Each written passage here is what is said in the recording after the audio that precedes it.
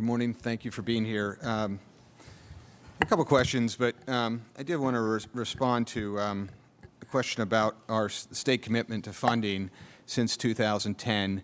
Our appropriation per full-time student has actually increased by 22% because you've seen about a 25,000 number of student decrease in enrollment. Should there be any correlation between the number of students the state's serving and the amount of money that we appropriate for them? I think expenditure per student is a really important efficiency measure, and is actually referenced in the appropriations request as something that we track as part of our sustainability planning. And Excellent. So the answer to your question is yes. Yeah, and to that end, if 75% of your costs are salaries and benefits, and I think I saw somewhere in here that your average professor is making about $115,000 a year. Yeah, in that region. Your average executive is making $220,000 per year? The numbers in my head, our average staff is at about 90, mid-90s, and our average faculty, 115, 120. Thank you. I have a specific question about the governor's budget proposal for a Nellie Bly tuition program. Did the governor seek any input from the state system in developing this proposal? Yeah, we had, I mean, in terms of the mechanics of the proposal and the specific targeting of it, we have been working closely with the governor's office staff on various analytical aspects, yeah. So, series of questions I have about the scholarship. The criteria for the scholarship, would it be eligible for non-Pennsylvania students that come? That is my understanding. And then it's going to be a grant of about $10,000 per year or $8,000 per year per student? I think it would vary in terms of it would be tied to the student's expected family contribution. So every year we're going to have to, we'll be having to provide $200 million or $204 million every year. That's the idea? My understanding is it's a 6-year, that it would run for 6 years, the first instance. Because we only appropriate per year, so you're going to have to come back next year. And so, and if a student doesn't graduate, one of the really alarming statistics is that the state system, and this has nothing to do with you, you've only been here for a year, and it's actually ticked up a little bit, but only 60% of the students actually graduate within 6 years.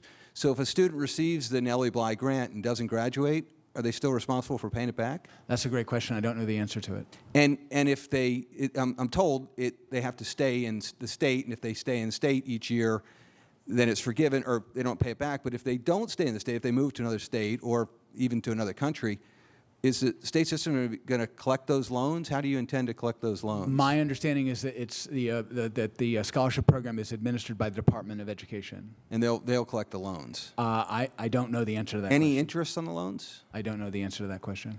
And I mean, I understand, we've been reading all about Nellie Bly the last couple days, that her father was a judge and a landowner in a town he founded, Cochrane Mills, just outside a suburb of Pittsburgh. She became a world traveler, a journalist, author, inventor, industrialist, ended up with a manufacturing company. I'm wondering where it came from that she left college because of cost. It seems to me that she left college for other opportunities, and in a free market, people do that. And I'm just taking the money from an industry that employs 23,000 people.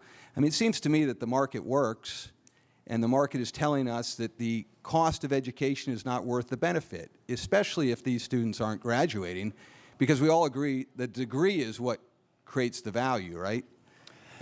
That's correct. 60% of our students graduate, but if you include the students who leave us, go to another institution and get their degree, that number increases very significantly. Well, we should have that, because that's important, Yeah. And I appreciate that. And I think that our economy is changing in Pennsylvania, where you're going to have people lifetime learning and continuing education. I was recently at a manufacturing facility that has 70 openings in Franklin County, starting at $16 an hour up to $30 an hour. They don't require a degree. $30 an hour is a pretty good salary, starting salary anyway. I just want to remind you, when you gave a statistic that more than half of the adults in Pennsylvania don't have any higher education or don't have a college degree. I think it's probably closer to 70% that don't have a college degree. Yet when we tax them, we're asking people that don't have the college degree to pay for someone else's college. And I just want to be sensitive to that, and to understand that when we're taking money from one industry to give it to higher education,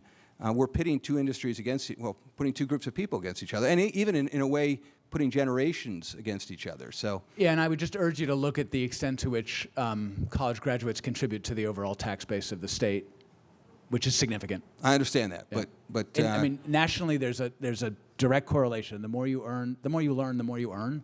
that's right. But the degree is important. The degree is important. Thank you. It's an economic driver. Thank you for your time. Thanks.